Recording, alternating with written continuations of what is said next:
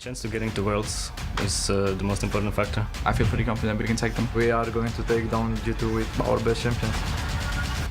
You're from G2.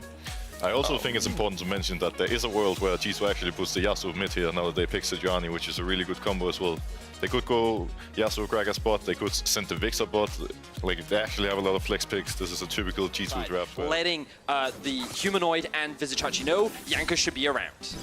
Now coming forward, though, has to be careful. Jankos can just move into Humanoid. The flash out, the flash follow. That's going to be the root. The Ignite goes down. The flash in from Jankos as well. Caps holding tower aggro is just going to tick down. First blood for Jankos. They're now moving into the enemy jungle, looking for a little bit more vision. The Ignite now coming down. Body slam flash goes forward. The Lucian is going to be in trouble. The wind wall comes out to block a little bit more, but the damage is going down onto Perkz. The barrel not going to be enough. The shielding is now coming in, but Perkz has put himself between a rock and a hard place. Can he get away from Xerxes? The flash forward, but no, not enough. The challenging smite plus the Petricite burst will be more than enough to find kill Jankos. Now potentially looking for a follow-up. Eyes on. Level 6 available for the 20. Perkz now looking forward, going to throw out the knock-up and try to follow it up with the guaranteed CC. Looking for the third and the fourth auto. Lockdown, follow-up CC, chained down, and Jankos. Very anticlimactic.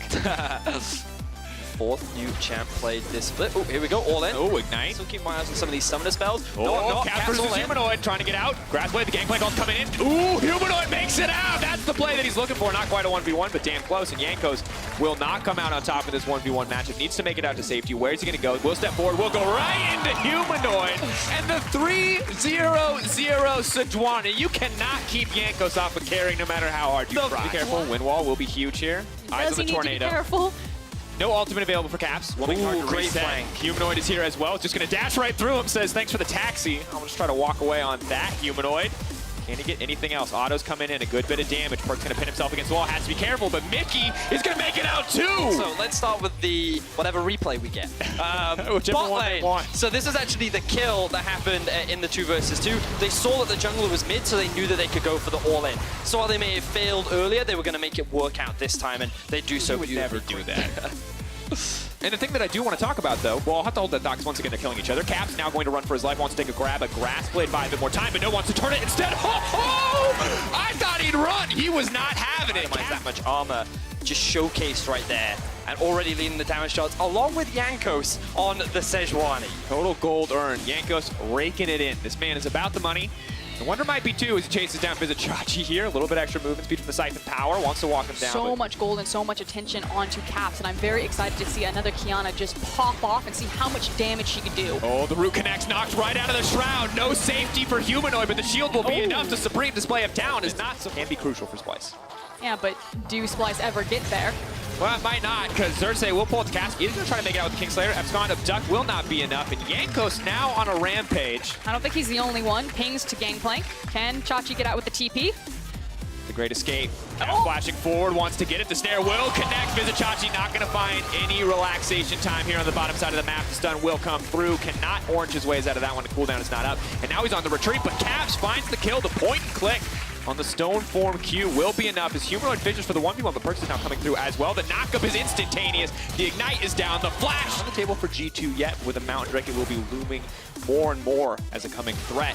Mickey has to be careful, though. Has now been locked up. That's going to be a kill back for Splice. No, Mickey now escaping. Perkz throwing down the wind wall, but will not be enough. As the Jankos, though, not afraid to get a fight. Caps under the backside. Supreme display of talent will find 2 on the stun. North Scarin goes Golden Wonder, may just go over the wall. Huge ultimate damage. Kave taking so much. Jankos now finds the stun as well. Humanoid on the backside. What else can he get? Wonder is now going to be in trouble. The knockup is there, but Humanoid is invisible. Dashes through, uses him out as an escape, but Caps already finding a kill back in exchange. The stolen Qiyana ult comes in. Xerxes wants a piece of Caps. He now steps forward, but he gets locked up instantaneously. Kave is unafraid, though. He knows the wind wall is not available. Perkz, when is going to come back up? He needs it if he wants to survive. Can they turn this play? Is there a knockup? Perkz with no ult available. Xerxes now on the hunt. The binding will connect. Perkz going into North Scarin. He's going to find one kill. Can he turn it back? Xerxes is going to grab one in exchange. Splice are slowly but surely winning this fight. It's almost like the superhuman element of G2 where there's no way that any of this is pre-planned. It's the fact that they all think at the same time, they all think at the same direction, and you very rarely see teams that have this type of synergy where just instantaneously they can make a call about who they're going to turn, where their target selection is going to be.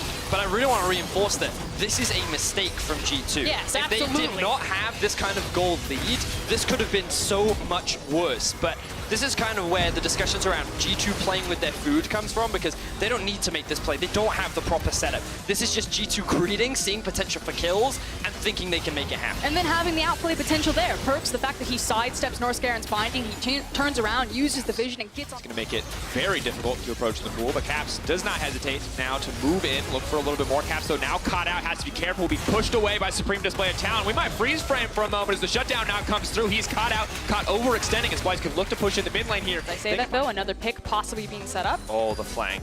Taking a page from the Book of Hill, saying Caps now fishing for a kill onto Vizichachi. Vizichachi going to flash his way out of this one. Is going to move back in with the ultimate. Zersei on the backside with the Soul and Victor Ult, now pushing through the team. Humanoid. And all Humanoid also has access now to his Zhonya's Hourglass, so it is harder to find these assassination targets. And Humanoid now chasing down Caps, is just going to look to grab this kill. Caps coming back. No Supreme Display of Talent. Weiss will be able to react in time. No blue trinkets left. To G2 to walk into the enemy jungle, gain all this vision, and get a completely uncontested Baron. Here comes the engagement. GP ult now comes out. Zersei can try to fire back. Now Humanoid in the midst of the team, but he's not even going to get this round. He just barely manages to make it out alive. He's ticking. The Ignite comes out, and he's going to drop as the Chaos Storm will find the kill. All of the control, all the vision, and G2 finally strike. They've got the Baron. They have the wave behind them, looking for kills and getting flashes. G2's ability to siege, so they're looking for some of these key abilities to tag, maybe some outplays to be made. Wonder flashing out, trying to get to safety. GP all now coming in. Wonder will go down. Shut down for Vizichachi. Cap now going to try to find the kill on the Humanoid. He will get it instantly. That's the 1-for-1 in the end. Big Lux out. Kabi trying to find Perkz, but Zersei has already died. Vizichachi going to do what he can to clear the waves. Jankos leaps forward. It looks like he might just get taken down, but Perkz in the midst of the team. Hey, Yasuo damage is just too much. Kiana will move in for the kill. Oh no, G2 just clean him up. The triple for Perkz. The Yasuo was online, and G2 are going to end the game. Absolute obliteration in the final team fight from G2. Perkz finally showcasing his Yasuo skills, and G2 will look to remain at the top of the league as we move into the second half of the split. And this is the dominance we've come to know from G2. No doubt in your mind that they are the top team in the LEC.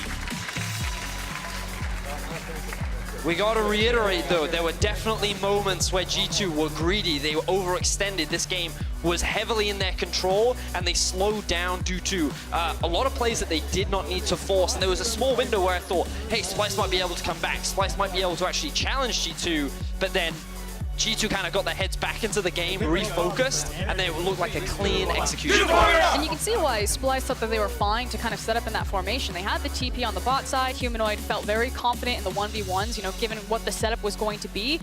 But the backtimers, the fact that they lost complete vision, the fact that G2 just muscled them out of that jungle. But also, I just think it's the speed at which G2 play, right? Because they were very quick and clean. It was almost like one fell swoop. They just push mid, push top, full vision of the enemy jungle, and then almost immediately, as the waves were being cleared, Baron has started. And Splyce are like, how do we even have time to react to this? It used to be that you would hear pro players when they were interviewed about talking about Faker, how it felt like he just saw into the future and that his reaction time, or the time that you had to react to him,